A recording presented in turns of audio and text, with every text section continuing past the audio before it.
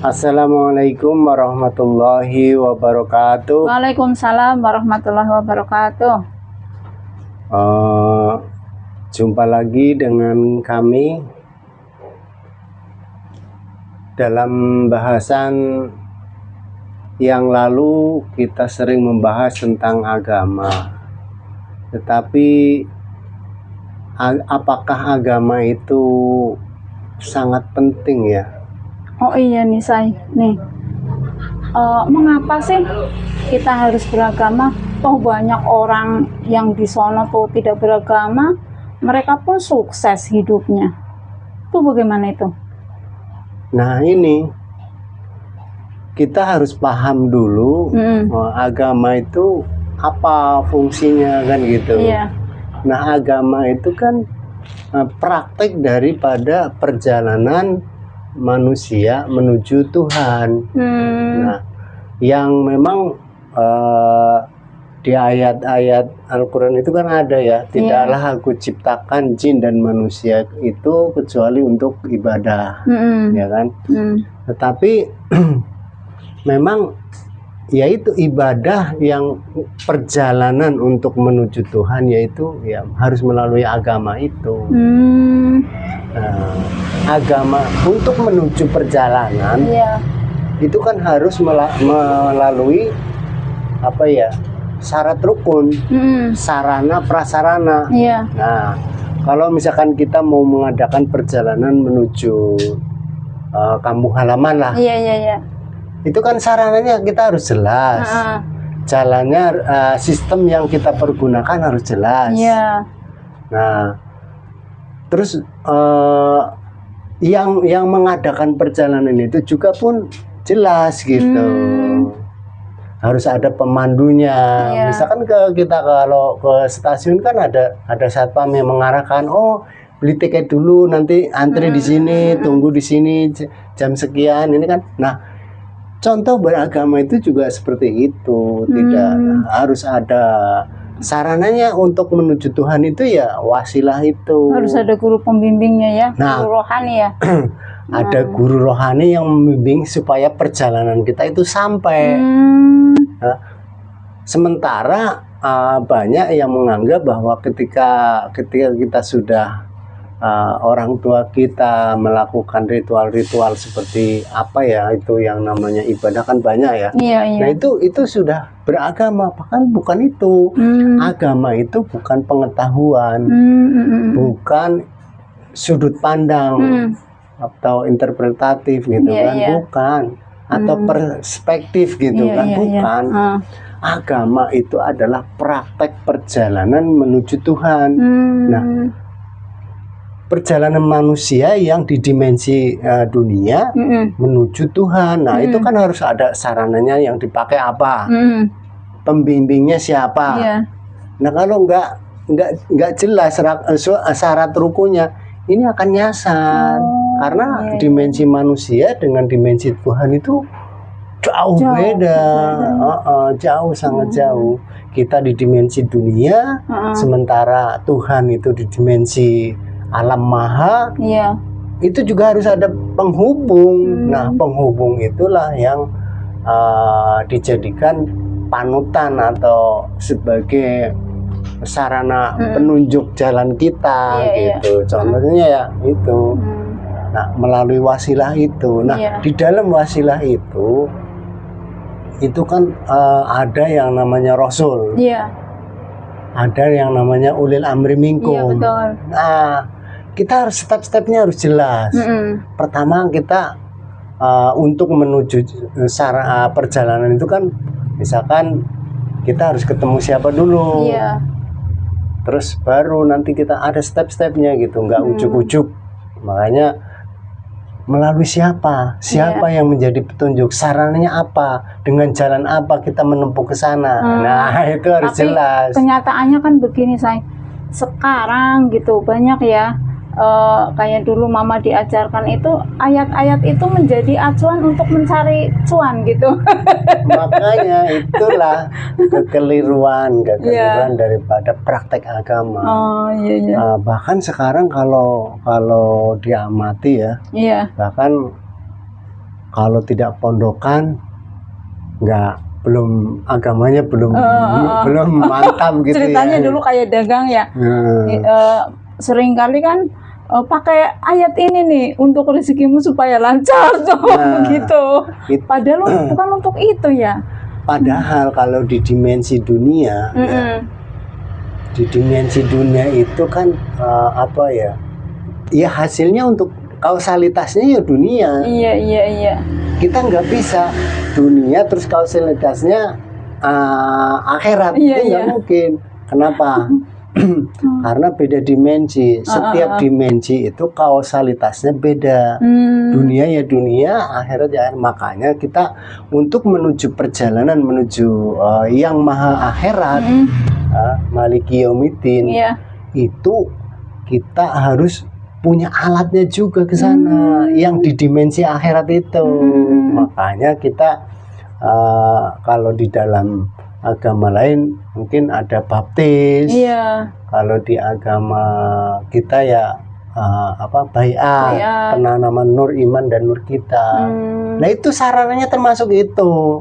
Harus melalui itu dulu. Iya, dimensinya untuk menuju dimensi yang lebih tinggi, kita harus menaikkan dimensi. Nah contoh kayak HP yang jadul begini untuk berhubungan yang dimensi 4G. Kan yang jadul ini harus dinaikkan dimensinya supaya sama. Nah untuk berhubungan pada Tuhan pun seperti itu. Gampangnya gitulah, analisanya seperti itu. Kalau dimensi manusia itu kan dimensi dunia, dimensi materi. Nah, sementara untuk menuju yang maha non materi, maha akhirat itu enggak boro-boro ada materi di sono. Jangan kita kebalik pengetahuan kita itu kebalik ke belakang. Dulu kan di dalam Al-Qur'an hadis itu kan disampaikan kalau nanti kamu matinya masuk surga, di sana banyak bidadari, 70 bidadari. Itu karena memang dulu itu secara teknologi itu belum mendukung. Untuk yang menjadi pembanding, ini harus untuk menyampaikan ilmu akhirat ke dunia, itu harus pakai apa nih gitu. Sarananya dulu belum mendukung, makanya orang dulu diumpamakan di sono ada bidadari. Padahal yang namanya akhirat itu non materi, alam qadim itu non materi. Gitu. Apalagi untuk menuju Tuhan kok di sono ada nanti sungai-sungai yang mengalir. Itu kok bias semua sebenarnya. Ayat-ayat Al-Quran. Makanya kalau kita tidak punya pembimbing, guru petunjuk atau guru rohani, kita nyasar. Karena kita nggak tahu. Betul. Iya, kita ini apa sih orang? Nah, itulah makanya melalui wasilah. Betul. Sarananya itu wasilah. Wajib kita cari ya. Iya, wajib mencari wasilah. Makanya itu definisi agama itu apa? Agama itu praktek perjalanan menuju Tuhan. Sarananya harus jelas. Iya, betul. Yang menjadi pemandu harus jelas. Ilmunya harus jelas. Gitu. Enggak. Kita jangan sampai pemahaman kita itu kebalik dunia untuk akhirat. Bukan. Kausalitas dunia untuk dunia. Makanya orang nggak beragama pun bisa sukses ya. Betul. Karena memang dia memakai kausalitas dunia. Tapi kalau untuk menuju yang maha akhirat, nah itu diperlukan dimensi akhirat. Makanya kalau di dalam Al-Quran itu jelas ayatnya itu yang kalau bahasa Indonesia begini, tidaklah satupun jin dan manusia itu bisa melampaui batas langit dan bumi.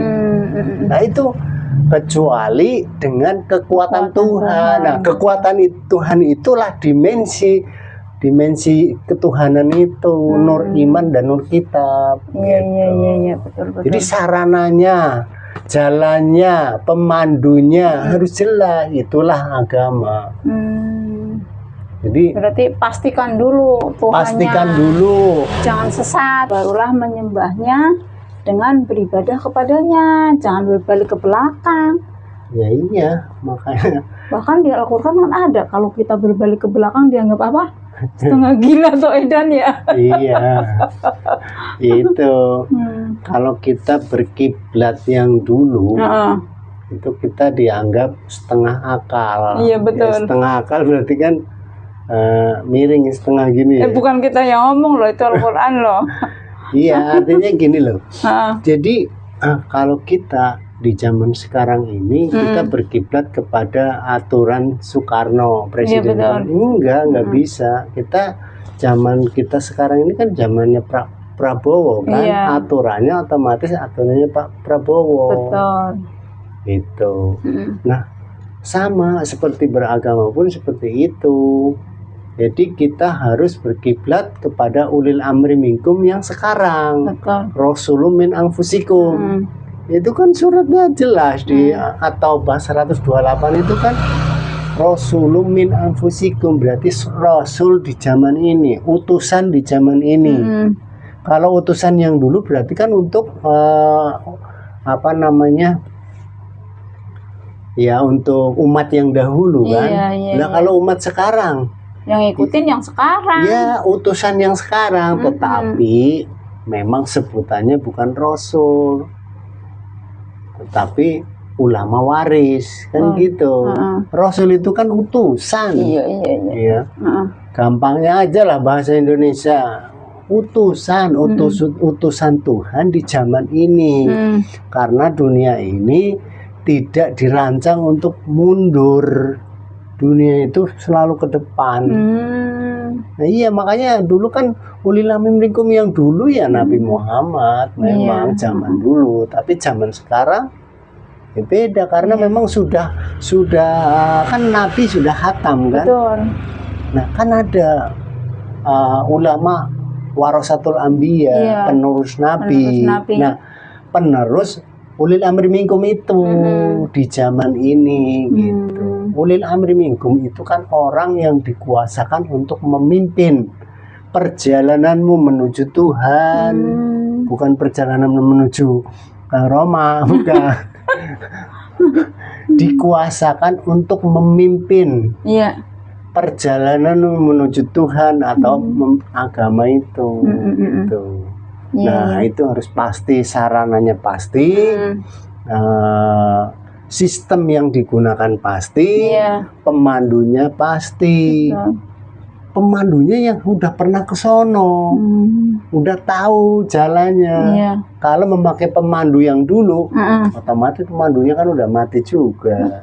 Nah, makanya ulil amri minkum di zamanmu sendiri. Di zaman sekarang, Rasulun min anfusikum, gitu di zaman kita sekarang. Betul. Ulama warasatul anbiya. Nah, itu kalau di dalam Al-Quran itu ya waliyam mursida. Itulah pembimbing rohani kita untuk mengadakan perjalanan menuju Tuhan atau praktek agama. Itu harus pemandunya jelas, sistemnya jelas, sarananya jelas. Seperti itu. Mungkin ini aja ya. Karena apa ya, kalau terlalu banyak mungkin juga kita nanti akan sulit dicerna. Iya, sulit dicerna, sulit dipahami karena memang kita kan memakai bahasa lokal, bahasa yang kita alami. Kita ini bukan siapa-siapa, tetapi semoga menjadi petunjuk bagi yang mau ya. Karena sekalipun saya nyerocos, saya sampaikan ini tentang ini loh, untuk menuju jalannya ini, caranya begini, pemandunya ini. Tapi kalau nggak mau, ya nggak mau. Ya nggak dapat petunjuk. Iya, nggak dapat petunjuk. Nggak mau. Nah, ini mungkin ini saja yang bisa saya sampaikan. Tetapi sekali lagi bukan bermaksud untuk menggurui. Betul. Ya, tetapi ini hanya sekedar informasi bahwa apa yang saya alami saya praktekkan dari guru saya. Nah, guru saya adalah guru yang waris. Nah, itu adanya di mana? Di Torekot Naksabandia Kholidiyah Al-Mahdiyah Nusantara. Terima kasih. Ilahi anta maksudi Waridu kamatlubi. Wassalamualaikum warahmatullahi wabarakatuh.